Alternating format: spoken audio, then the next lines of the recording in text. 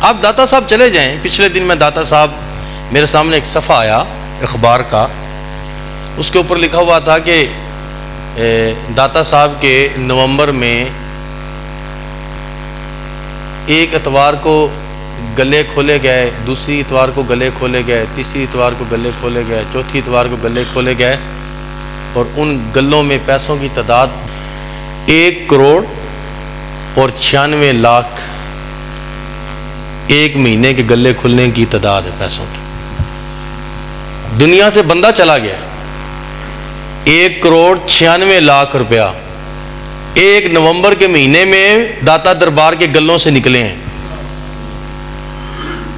979 سال بندے کو بھی چلے ہو گئے ہیں۔ کون بندہ جو جناب کہے کہ جناب ایک مہینے میں نے اتنا کمایا ہو اور حلال کا کمایا ہو اتنا؟ سوال ہی پیدا نہیں ہوتا۔ آپ زندہ ہو اور ہاتھ پاؤں سلامت ہیں، چلتے پھرتے انسان ہو، اور ہم جو ہیں وہ روزی کا رونا روتے ہیں، ہم کہتے ہیں کہ ہمارے گھر میں برکت نہیں ہے، ہماری کاروبار میں برکت نہیں ہے، ہماری اولاد میں برکت نہیں ہے، ہمارے گھر میں سکون نہیں ہے۔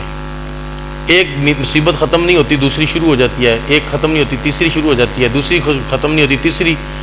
بیماری اور پریشانیوں میں ہماری زندگی گزرتی جا رہی ہے، پیسہ ہم جوڑتے ہیں وہ لگ جاتا ہے، پیسے میں برکت نہیں ہے۔ لیکن داتا صاحب علیہ رحمہ دنیا سے گئے کتنے سال ہو گئے؟